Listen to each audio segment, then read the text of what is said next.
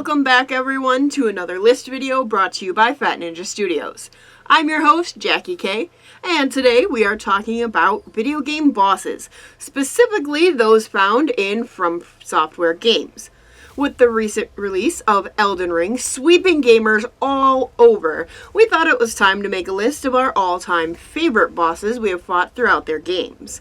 Before we begin, please like, share, and subscribe to our channel. Don't forget to summon that bell icon to stay up to date with our latest releases.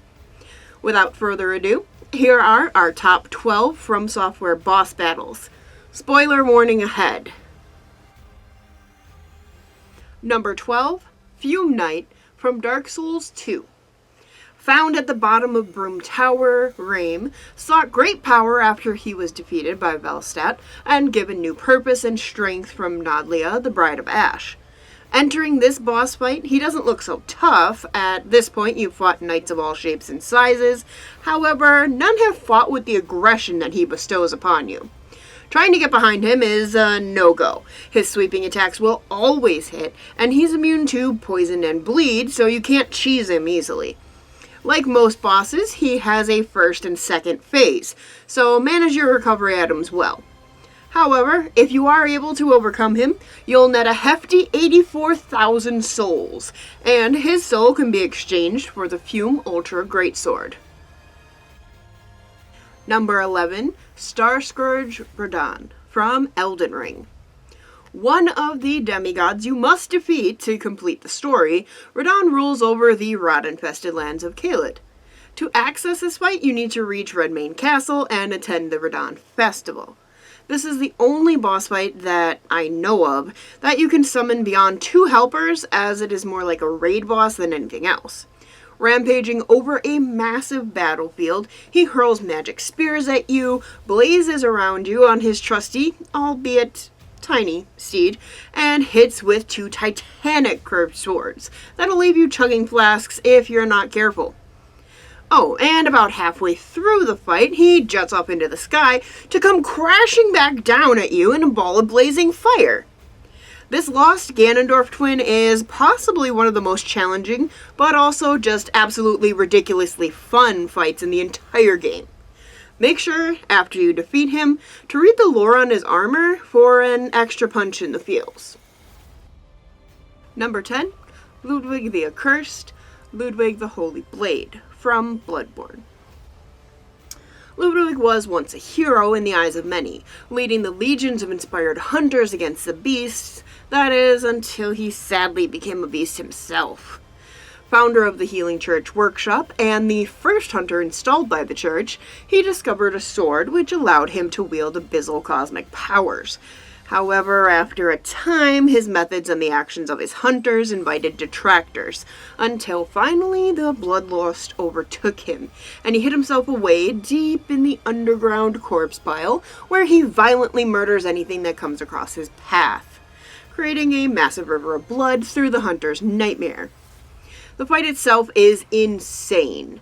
And if you're wearing the right clothing, you can talk to his dying self afterwards and either give him solace that the teachings he once bestowed upon the Yarnamites still holds up, or crush his spirit cruelly by telling him everyone has succumbed to beasthood and blood. Number 9, Artorias the Abyss Walker from Dark Souls. Possibly one of the more sadder tales in the Souls series, where pretty much everyone has a sad tale. Artorias was once a great knight, tasked by Gwyn to hold back the darkness. Though originally just a tale of legend, his quest was able to be experienced with the Abysswalker DLC, which let the chosen undead travel to Ulasil, the once proud city now sunken into the abyss. Together with his furry companion Sif, who was just a baby great wolf at the time, Artorias ventured into the abyss and did his best to hold it off. Legend says that he defeated it, but that can't be true as the whole city was swallowed up, right? Turns out, with some time travel shenanigans, you, the chosen undead, are the true savior. But because Lord Gwyn doesn't care who you are, builds a legend around Artorias instead. However, Sif remembers you, and in another fight later on, it pains the big pupper in having to fight you. Back to the fight with Artorias though, it is beautifully constructed, and you get a pretty sweet greatsword out of it. Number 8, Great Shinobi Owl from Sekiro, Shadows Die Twice. Essentially your father and your master, he adopted you after a particularly bloody battle when you were just a baby Seki. When you encounter him years later in Ashina Castle after choosing to stay loyal to Kuro. The battle itself is probably one of the most challenging in the game, next to another entry on this list, and requires multiple finishers to finally kill him. He moves both slow and quickly, and he uses poison later in the fight, including a charm which prevents you from using any antidotes. Toppling this foe allows you to the Great Shinobi Remnant, which boosts your attack power, making it a worthwhile endeavor, however. Number 7, Slave Knight Gul from Dark Souls 3. Found in the Ring City, he was created by the consumption of the Dark Soul, and not much is known of his previous allegiances before joining with the Painted World and following the Painted Lady, who presumably sent him on a quest to obtain the blood of a Dark Soul. After devouring several pygmies in order to obtain this, he was driven insane and lost his humanity until he became the beastly baddie that he is when you encounter him. Starting the fight on all fours, eventually he stands upright to take you on, and with each blow you deliver, he becomes more and more aggressive. Defeating him, he drops Blood of the Dark Soul, which you can give to the Painted Lady, fulfilling his quest and allowing her to create a new painted world for all the outcasts to seek refuge. Number 6, Dragonslayer Ornstein and Executioner Smough from Dark Souls. One of the many dual boss battles sprinkled throughout FromSoft games, this one is by far the most praised and balanced. Ornstein, once a captain of the 4 Knights of Gwyn, felt betrayed by Gwyn's successor, Gwyndolin, and fled the capital with Guinevere. However, he left behind a powerful illusion of himself to watch over a hapless friend of his, Executioner Smough. Smough, born of a royal lineage, wanted so badly to become a knight of Gwyn's service, but was ultimately denied because he was bloodthirsty, violent, and had cannibalistic tendencies. These two types of personalities shine vividly throughout the fight, as if you defeat Smough first, Ornstein will say goodbye to his friend before absorbing his energy, whilst if Ornstein is killed first, Smough will devour his corpse without much reverence.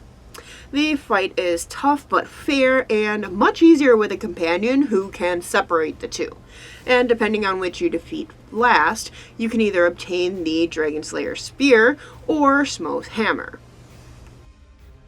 Number 5, Isshin the Sword Saint from Sekiro, Shadows Die Twice. Possibly the hardest enemy, at least in my opinion, in the entire game. To even face this dude outside of Ashina Reservoir, you have to defeat Genichiro. And I mean, every time you die, you have to fight Genichiro first to get to this guy.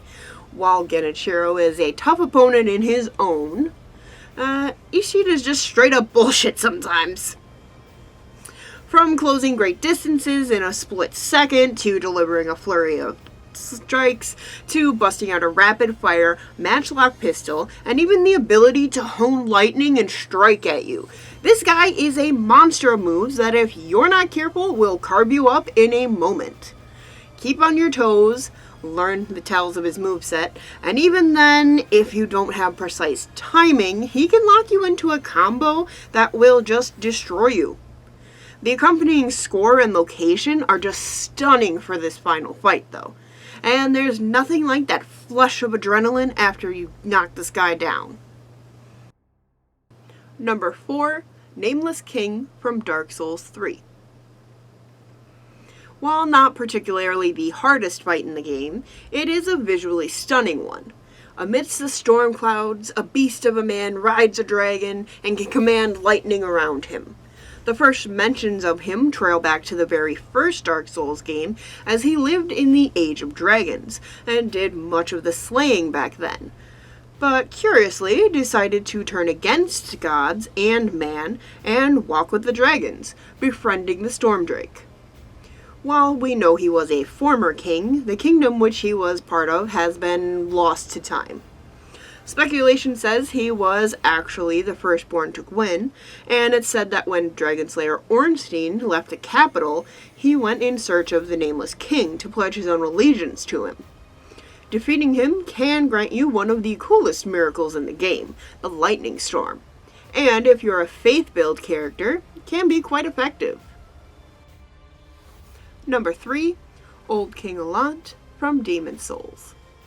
Once a king of Boletaria, he made a pact with the Old One, and then created a demon copy of himself using his immense new powers. In the original Demon Souls, he was a fun fight, but in the remake, they beefed him up quite a bit. What makes this guy a bastard is his Soul Sucker ability, which, if he grabs you, not only does massive damage, but also brings you down in soul level. He also has a huge AoE attack, which can create giant shockwaves that cover the arena and deal titanic proportions of damage. While not the most difficult boss throughout all the Souls games, he is definitely my personal favorite from the first entry into this style of games from FromSoft.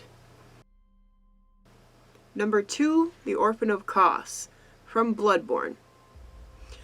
Sort of birthed from a great old one, Kos, the orphan crawls out of the dead remains of its mother and delivers nothing but punishment. Lore states that the church and townsfolk constantly experimented using the blood of Kos, which was pregnant at the time, and basically sent its unborn child into limbo, where it grew mad with agony and vengeance, until its remains are disturbed once again by the hunter and is able to enter the nightmare.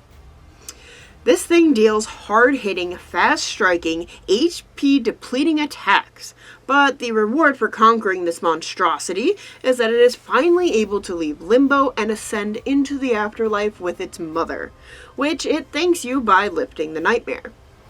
One of the more grotesque-looking villains in the game, and very much so the most grotesque-sounding villain in the game, which is saying a lot. It's definitely an endurance challenge, but one of those bosses that when you beat them, you almost feel sadness for it.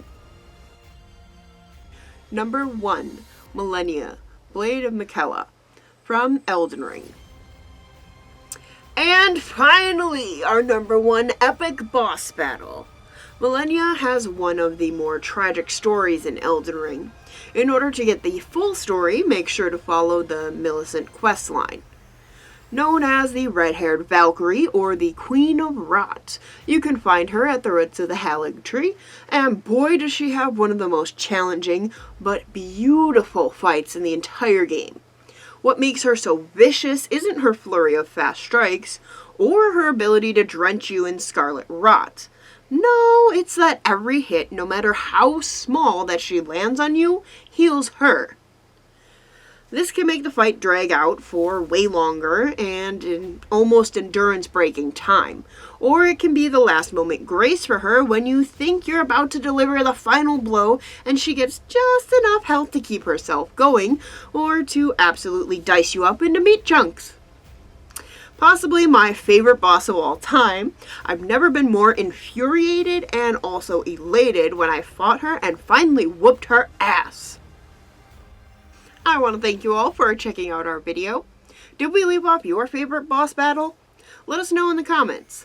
You can reach out to us on Twitter, @StudiosFat, or chat with us on Discord, which is linked below in the description.